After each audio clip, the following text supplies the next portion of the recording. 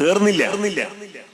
മുസ്ലിം ഉദ്ധരിക്കുന്ന ഹദീസിൽ കാണാം, അള്ളാന്റെ റസൂലിനോട് എതിർപ്പാണെങ്കിലും അള്ളാഹുവിനോട് അവർക്ക് എതിർപ്പില്ല.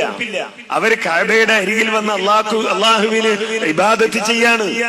അങ്ങനെ അള്ളാഹ്ക്ക് വേണ്ടി ഇബാദത്ത് ചെയ്യുമ്പോ അവര് തൽബിയത്ത് ചൊല്ലുന്നുണ്ട്. എന്താ അവര് പറയുന്നത്? ലബ്ബൈക ലാ ശരീക ലക ലബ്ബൈക ഇല്ലാ ശരീകൻ ഹുവ ലക തംലികുഹു വമാ മലക്. നിനക്കൊരു പങ്കാളിയില്ല. ലബ്ബൈക ലാ ശരീക ലക ലബ്ബൈക, നിനക്കൊരു പങ്കാളിയില്ല. അള്ളാഹുവേ, നിനക്കൊരു പങ്കാളിയില്ല. ഇത് കഅബയുടെ അരികിൽ വന്ന് ഇവര് ചൊല്ലുന്നത് നബി സല്ലല്ലാഹു അലൈഹി വസല്ലമ കേൾക്കുകയാണ്. അത് കേൾക്കുമ്പോ നബി സല്ലല്ലാഹു അലൈഹി വസല്ലമയുടെ പ്രതികരണമുണ്ട്, ഖദിൻ. അവിടെ നിർത്തിയിരുന്നെങ്കിൽ എത്ര നന്നായിരുന്നു. ഈ ബഹുദൈവ വിശ്വാസികൾ അവിടെ അത് അവസാനിപ്പിച്ചിരുന്നെങ്കിൽ എത്ര നന്നായിരുന്നു. കാരണം അവർ അവസാനിപ്പിച്ചിട്ടില്ല. അവർ തുടരുന്നത് എന്താ? ഇല്ലാ ശരീകൻ, ഒരു പങ്കാളിയല്ലാതെ. ഒരു പങ്കാളി നിനക്കില്ല.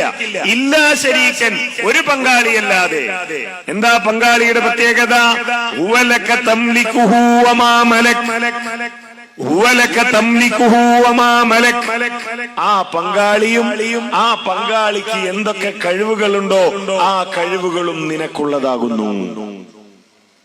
നീ കൊടുക്കാത്ത ഒരു കഴിവില്ലാത്തക്കില്ല. നീ കൊടുക്കാത്ത ഒരു കഴിവ് ഇസ്സക്കില്ല. നീ കൊടുക്കാത്ത ഒരു കഴിവും മനാത്തക്കില്ല. നീ കൊടുക്കാത്ത ഒരു കഴിവും ഇബ്രാഹിം നബിക്കില്ല. നീ കൊടുക്കാത്ത ഒരു കഴിവും മൂസാ നബിക്കില്ല. നീ കൊടുക്കാത്ത ഒരു കഴിവും ഒരാൾക്കുമില്ല. എല്ലാ കഴിവുകളും നീ കൊടുത്തത്. ആലോചിച്ചു നോക്കൂ. മുജാഹിദുകൾ എന്തിനാണ് നമ്മളുടെ വിശ്വാസം അള്ളാഹിന്റെ റസൂല് പഠിപ്പിച്ചതനുസരിച്ചാണോ എന്ന് പരിശോധിക്കണമെന്ന് പറഞ്ഞത്? നമ്മളുടെ നാട്ടിൽ മുഹീദ്ദീൻ ശൈഖിനെ വിളിക്കുന്നവരില്ലേ? ബദരീങ്ങളെ വിളിക്കുന്നവരില്ലേ? മമ്പർത്ത തങ്ങളെ വിളിക്കുന്നവരില്ലേ? മരിച്ചുപോയ മഹാന്മാരുടെ മക്ബറകളിലേക്ക് ആഗ്രഹ പൂർത്തീകരണത്തിന് വേണ്ടി തീർത്ഥയാത്രകൾ നടത്തുന്നവരില്ലേ? അവരോട് ചോദിച്ചു നോക്കൂ, എന്തിനാ നിങ്ങൾ മൊയ്തീൻ ശൈഖിനെ വിളിക്കുന്നത്? മൊയ്തീൻ ശൈഖിനെ സഹായിക്കാൻ കഴിയോ? മൊയ്തീൻ ശൈഖിനെ അള്ളാഹ് കൊടുത്ത കഴിവെന്ന് സഹായിക്കും. ബദരീങ്ങൾ അള്ളാഹ് കൊടുത്ത കഴിവെന്ന് സഹായിക്കും. മമ്പർന്നങ്ങൾ അള്ളാഹ് കൊടുത്ത കഴിവെന്ന് സഹായിക്കും. ഈ പറഞ്ഞ ആളുകളൊക്കെ സഹായിക്കുന്നത് അള്ളാഹ് കൊടുത്ത കഴിവിൽ നിന്നാണ്. അള്ളാഹ് കൊടുക്കാത്ത ഒരു കഴിവ് ആർക്കും ഇല്ല. മക്കക്കാര് പറഞ്ഞത് എന്താ? ഇല്ലാ ശരീകൻ ഹുവ ലക തംലികുഹു വമാ മലക്. ആ പങ്കാളിയും ആ പങ്കാളിക്ക് എന്തൊക്കെ കഴിവുകളുണ്ടോ ആ കഴിവുകളും നിനക്കുള്ളതാണ്. തീർന്നില്ല. സ്വാഭാവികമായിട്ടും ഇതൊക്കെ ഉണ്ടാക്കിയത് ആകാശം, ഭൂമി, സൂര്യൻ, ചന്ദ്രൻ എല്ലാം അള്ളാഹു സൃഷ്ടിച്ചത്, എല്ലാം അള്ളാഹു നിയന്ത്രിക്കുന്നത്, എല്ലാ കഴിവുകളും അള്ളാഹുവിൻ്റെത്, എല്ലാ കഴിവിന്റെയും ഉടമസ്ഥൻ അള്ളാഹു എന്നൊക്കെ പറയുമ്പോൾ ഒരു ചോദ്യത്തിന് സാധ്യതയുണ്ടല്ലോ. പിന്നെ എന്തിനാ നിങ്ങൾ അള്ളാഹു അല്ലാത്തവരെ ആരാധിക്കുന്നത്? ആ അള്ളാഹിനെ തന്നെ ആരാധിച്ചാ പോരെ? ആ അള്ളാഹുവിനെ ആരാധിച്ചാ പോരെ എന്ന ചോദ്യത്തിന് അവർ പറയുന്ന മറുപടി എന്താ? മാ നഅ്ബുദുഹും ഇല്ലാ ലിയുഖർരിബൂനാ ഇലല്ലാഹി സുൽഫാ. മാ നഅ്ബുദുഹും ഇല്ലാ ലിയുഖർരിബൂനാ ഇലല്ലാഹി സുൽഫാ. ഞങ്ങൾ അവർക്ക് ഇബാദത്ത് ചെയ്യുന്നില്ല. എന്തിനല്ലാതെ? അള്ളാഹുവിലേക്ക് ഞങ്ങൾ അടുപ്പിക്കാനല്ലാതെ. അല്ല ഇല്ലാന്നാണോ? അല്ല. അല്ല വേണ്ടെന്നാണോ? അല്ല. അല്ല ഒന്നിനും കൊള്ളൂലെന്നാണോ? അല്ല. അല്ല ഉണ്ട്. അല്ല തന്നെയാണ് എല്ലാ കഴിവുകളുടെയും ഉടമസ്ഥൻ. അള്ളയാണ് എല്ലാം നിയന്ത്രിക്കുന്നത്. അള്ളാഹു ആണ് എല്ലാത്തിന്റെയും അധിപതി. ആ അള്ളാഹുവിലേക്ക് ഞങ്ങൾക്ക് അടുക്കാൻ ചില ആളുകൾ ഇടയിൽ വേണം. അതാ ഇവരൊക്കെ. ഇതായിരുന്നു വിശ്വാസം. നബി സല്ലല്ലാഹു അലൈഹി വസല്ലമ വന്നിട്ട് എന്താ പറഞ്ഞത്? അയിലാർക്കാ കൂട്ടരെ തർക്കം? അങ്ങനെ നമ്മളെ ഇടയിൽ വേണം. ഇബ്രാഹിം നബി വേണം, ഇസ്മായിൽ നബി വേണം, നൂഹ് നബി വേണം, മഹാന്മാര് വേണം, മൗലിയാക്കൾ വേണം, അമ്പിയാക്കൾ വേണം. അവരോടൊക്കെ നമുക്ക് വിളിക്കാം. പ്രയാസം ഉണ്ടാകുമ്പോ അവരെയൊക്കെ വിളിച്ചു തേടാം. അവരോടൊക്കെ നമുക്ക് ഇസ്തിഗാസ നടത്താം. അവരോടൊക്കെ സഹായം തേടാം. അവർക്കൊക്കെ നേർച്ചയാക്കാം. അവരുടെ ഖബറുകളൊക്കെ സിയാറത്ത് ചെയ്ത് നമ്മുടെ ആവശ്യങ്ങളെ നമുക്ക് പറയാം. ബിംബത്തിന്റെ കോല ഉണ്ടാക്കാൻ പാടില്ല എന്നല്ലേ ഞാൻ പറഞ്ഞിട്ടുള്ളൂ. വിഗ്രഹത്തിന്റെ രൂപം ഉണ്ടാക്കാൻ പാടില്ല എന്നല്ലേ ഞാൻ പറഞ്ഞിട്ടുള്ളൂ. നിങ്ങൾ ഇബ്രാഹിം നബിയെ വിളിച്ചോളൂ, ഇബ്രാഹിം നബിയുടെ ബിംബം പാടില്ല. നിങ്ങൾ ലാത്തയെ വിളിച്ചോളൂ, ലാത്തയുടെ ബിംബം പാടില്ല. നിങ്ങൾ മനാത്തയെ വിളിച്ചോളൂ, ബിംബം ഉണ്ടാക്കാൻ പാടില്ല. അവരൊക്കെ നല്ല നല്ല ആളുകളാണ്, അവരെയൊക്കെ നിങ്ങൾ വിളിച്ചോ എന്നാണോ നബി സല്ലല്ലാഹു അലൈഹി വസല്ലമ പറഞ്ഞത്? അല്ല. വഖാല റബ്ബുകും ഉദ്ഊനി അസ്തജിബ് ലക്കും. ഇന്നല്ലദീന യസ്തക്ബിറൂന അൻ ഇബാദതി സയദ്ഖുലൂന ജഹന്നമ ദാഖിരീൻ. ഇതാ നിങ്ങളുടെ റബ്ബ് പറഞ്ഞിരിക്കുന്നു. എന്ത്? ഉദ്ഉനി, നിങ്ങൾ എന്നോട് ദുആ ചെയ്യുക. ഉദ്ഉനി, നിങ്ങൾ എന്നോട് ദുആ ചെയ്യുക. അസ്തജിബ് ലക്കും, ഞാൻ നിങ്ങൾക്ക് ഉത്തരം നൽകും. ഞാൻ നിങ്ങൾക്ക് ഉത്തരം നൽകും. ഇന്നല്ലദീന യസ്തക്ബിറൂന അൻ ഇബാദതി, എന്നെ ആരാധിക്കുന്നതിൽ നിന്ന് ആരെങ്കിലും അഹങ്കാരികളായി മാറിയാൽ സയദ്ഖുലൂന ജഹന്നമ ദാഖിരീൻ, വളരെ നിന്ദ്യരായ നിലയിൽ അവർ നരകത്തിൽ പ്രവേശിക്കും. ഇതാ അല്ലാഹു പറഞ്ഞത്. നിങ്ങൾ റബ്ബാണെന്ന് വിശ്വസിക്കുന്നവരില്ലേ? നിങ്ങൾ റബ്ബാണെന്ന് വിശ്വസിക്കുന്ന അല്ലാഹു ഇല്ലേ? നിങ്ങൾ സ്രഷ്ടാവാണെന്ന് വിശ്വസിക്കുന്ന അല്ലാഹു ഇല്ലേ? ആ അല്ലാഹു പറയുന്നു, ഉദ്ഉനി, എന്നോടാ പ്രാർത്ഥിക്കേണ്ടത്, എന്നോടാ ദുആ ചെയ്യേണ്ടത്. ഞാൻ ഖാലിഖാൻ അംഗീകരിച്ചാൽ മാത്രം പോരാ, ഞാൻ റാസിഖാൻ ആഗ്രഹിച്ചാൽ മാത്രം പോരാ, എല്ലാ കഴിവുകളുടെയും ഉടമസ്ഥൻ ഞാനാണ് അംഗീകരിച്ചാൽ മാത്രം പോരാ. പിന്നെയോ ഉദ്ഉനി, എന്നോട് ദുആ ചെയ്യണം, എന്നോട് പ്രാർത്ഥിക്കണം, എന്നെ മാത്രം ആരാധിക്കണം. വേറെ ആരോടും ദുആ ചെയ്യാൻ പാടില്ല. അള്ളാഹിനോട് ദുആ ചെയ്ത് എന്നാ കൂട്ടത്തിൽ വേറെ ആളോടും ദുആ ചെയ്യാൻ പറ്റൂല. എന്നോട് മാത്രം ദുആ ചെയ്യണം. ഇതായിരുന്നോ നമ്മുടെ സമൂഹത്തിൽ ഉണ്ടായിരുന്നത്? അല്ല. ഇതിൽ നിന്ന് വ്യത്യസ്തമായി അള്ളാഹു അല്ലാത്തവരെ വിളിച്ചു തേടി, ഞാൻ നേരത്തെ പറഞ്ഞതുപോലെ ജീവിതത്തിൽ പ്രശ്നങ്ങൾ ഉണ്ടാകുമ്പോ, പ്രയാസങ്ങൾ ഉണ്ടാകുമ്പോ അള്ളാഹു അല്ലാത്തവരെ വിളിച്ചു തേടി. എന്തുകൊണ്ട് ഇതുണ്ടായി എന്ന് ആലോചിച്ചിട്ടുണ്ടോ നിങ്ങൾ? എങ്ങനെയാണ്? ചില ആളുകളൊക്കെ ചോദിക്കാറുണ്ട്, എങ്ങനെയാണ് മുഹീദ്ദീൻ ശൈഖിനെ വിളിക്കുന്ന, ബദരീങ്ങളെ വിളിക്കുന്ന, മമ്പറന്തങ്ങളെ വിളിക്കുന്ന ഒരവസ്ഥ ഈ സമൂഹത്തിൽ ഉണ്ടായത്?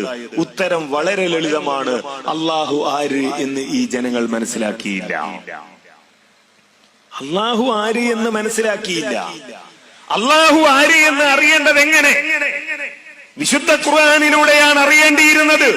അല്ലാഹു ലാ ഇലാഹ ഇല്ലാ ഹുവൽ ഹയ്യുൽ ഖയ്യൂം ലാ തഖുദുഹു സിനത്തുൻ വലാ നൗം എന്നിങ്ങനെ തുടങ്ങി അല്ലാഹുവിനെ പറ്റി അല്ലാഹു പറയുന്ന ഒരുപാട് വചനങ്ങളുണ്ട് ഖുർആനിൽ. അതിലൂടെയാ അള്ളാഹിനെ അറിയേണ്ടത്, അതിലൂടെയാ അള്ളാഹുവിനെ മനസ്സിലാക്കേണ്ടത്. അങ്ങനെ അള്ളാഹുവിനെ മനസ്സിലാക്കാനുള്ള അവസരം ആളുകൾക്ക് കിട്ടിയില്ല. പകരം അവര് മനസ്സിലാക്കി ചില ആളുകളെ. ആരെയൊക്കെയാ മനസ്സിലാക്കിയത്? മുഹീദ്ദീൻ ശൈഖിനെ അവര് മനസ്സിലാക്കി. എങ്ങനെ? കുപ്പിയകത്തുള്ള വസ്തുവിനെ പോലെ കാൺമാ ഞാൻ നിങ്ങളുടെ കൽബകമെന്നോവർ, കണ്ണിൽ കാണാത്തതും കൽബകത്തുള്ളതും കൺകൊണ്ട് കണ്ട പോൽ കണ്ട് പറഞ്ഞോവർ. അങ്ങനെ നമ്മളുടെ കൽബിലുള്ളത്, നമ്മളുടെ ഹൃദയത്തിലുള്ളത്, നമ്മളുടെ മനസ്സിലുള്ളത്, ഒരു കുപ്പിയുടെ ഉള്ളിലുള്ള കാര്യവസ്തുവിനെ നമ്മൾ കാണുന്നത് പോലെ കാണുന്ന, കണ്ട് പറയുന്ന ഒരു ശൈഖുണ്ട് എന്നവര് മനസ്സിലാക്കി. അപ്പൊ പിന്നെ അള്ളാന്റെ ആവശ്യമുണ്ടോ?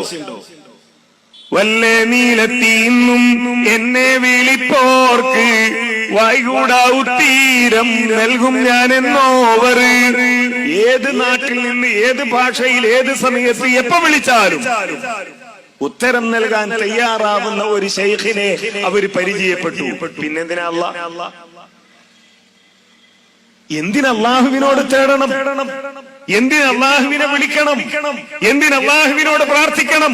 ആ അല്ലാഹുവിനെ അവർ അറിഞ്ഞില്ലെന്ന് മാത്രമല്ല, പകരം അവരുടെ മനസ്സിലേക്ക് ഇങ്ങനെ ചില ശക്തികൾ കടന്നു വന്നു. എന്താ ശക്തികളുടെ പ്രത്യേകത?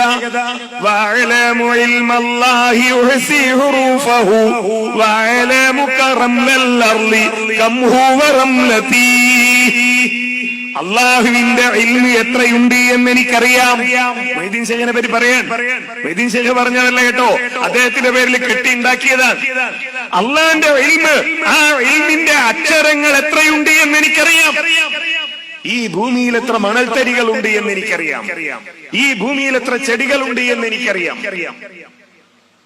ഇതൊക്കെ അറിയാവുന്ന ഒരു മുഹീദ്ദീൻ ശൈഖ്, എല്ലാ കാലത്തും ജീവിച്ചിരുന്ന ഒരു മുഹീദ്ദീൻ ശൈഖ് അല്ലേ?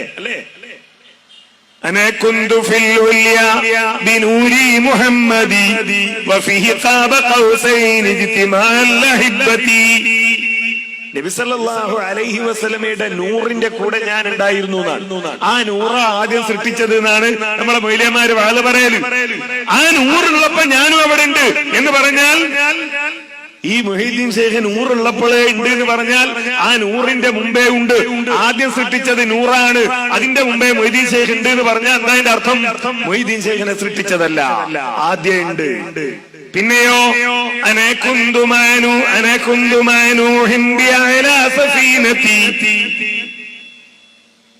നൂഹ് നബി അലൈഹിസ്സലാമിന്റെ കൂടെ ഞാൻ ഉണ്ടായിരുന്നു. ആ കപ്പൽ സഞ്ചരിച്ചത് എന്റെ ഉള്ളം കൈയുടെ കുതിരത്ത് കൊണ്ടാണ്.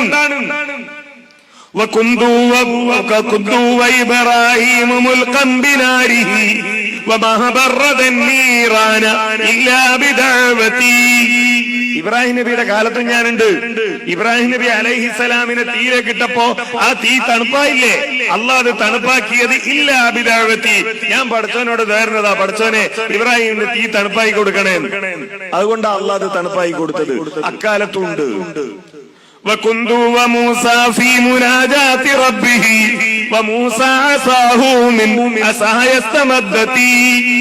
മൂസാ നബിയുടെ കാലത്തും ഞാനുണ്ട്. മൂസാ നബി അള്ളാഹിനെ കാണാൻ പോകുമ്പോ കയ്യിലൊരു വടി ഉണ്ടായിരുന്നില്ലേ? ഏത് വടി? അള്ളാഹ് ചോദിച്ചല്ലോ, മൂസ, എന്താ മൂസ നിങ്ങളുടെ വലത്തെ കയ്യില്?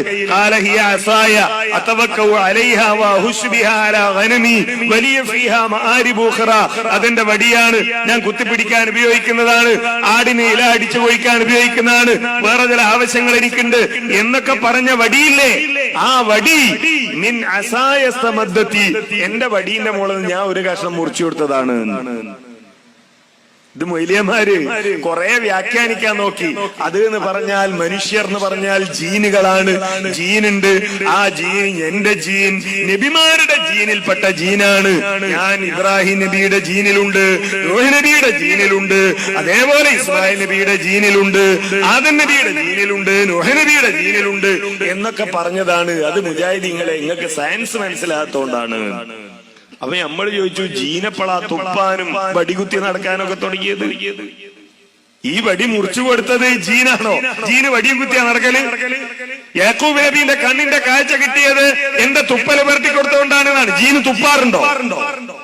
അങ്ങനെ തുപ്പുന്ന ജീൻ, വടികുത്തി നടക്കുന്ന ജീൻ, ഉള്ളം കൈയുള്ള ജീൻ, അത് ഇതുവരെ ഒരു സയൻസിൽ നമ്മൾ കേട്ടിട്ടില്ല. ഇങ്ങനെ ഒരു ശൈഖിനെ ആളുകൾ പരിചയപ്പെട്ടു.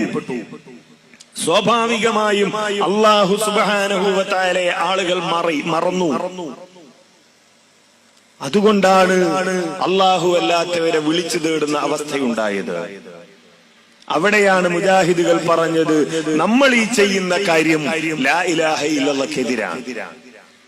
ലാ ഇലാഹ ഇല്ലല്ലാഹ് അംഗീകരിക്കുക എന്ന് പറഞ്ഞാൽ, ലാ ഇലാഹ ഇല്ലല്ലാഹ് ഉൾക്കൊള്ളുക എന്ന് പറഞ്ഞാൽ, ലാ ഇലാഹ ഇല്ലല്ലാഹ് സ്വീകരിക്കുക എന്ന് പറഞ്ഞാൽ, ലാ ഇലാഹ ഇല്ലല്ലാഹ് പ്രഖ്യാപിക്കുക എന്ന് പറഞ്ഞാൽ, ലാ ഇലാഹ ഇല്ലല്ലാഹ് ചൊല്ലിയത് കൊണ്ട് മാത്രം കാര്യമില്ല. അല്ലാഹു സൃഷ്ടാവാണെന്ന് അംഗീകരിച്ചത് കൊണ്ട് മാത്രം കാര്യമില്ല. അള്ളാഹു നിയന്താവാണെന്ന് അംഗീകരിച്ചത് കൊണ്ട് മാത്രം കാര്യമില്ല. അള്ളാഹു ആണ് എല്ലാ കാര്യങ്ങളും അറിയുന്നവനെന്ന് അംഗീകരിച്ചത് കൊണ്ട് മാത്രം കാര്യമില്ല. ആ അള്ളാഹുവിന് മാത്രം ആരാധനയർപ്പിക്കണം, ആ അള്ളാഹുവിനോട് മാത്രം പ്രാർത്ഥിക്കണം. ഇതാണ് മുജാഹിദുകൾ പറഞ്ഞ അടിസ്ഥാനപരമായ ആദർശം. പ്രമാണങ്ങളുടെ അടിസ്ഥാനത്തിൽ, നേരത്തെ പറഞ്ഞ പ്രമാണങ്ങൾ ആദ്യം പഠിപ്പിച്ചു. ആ പ്രമാണങ്ങളുടെ അടിസ്ഥാനത്തിൽ ഒന്നാമതായി പഠിപ്പിച്ച ആദർശം ഇതാ. ഇത് ശരിയാകണം, ഈ ആദർശം നമ്മൾ ഉൾക്കൊള്ളണം, ഈ അള്ളാഹുവിനോട് മാത്രം നമ്മൾ പ്രാർത്ഥിക്കണം.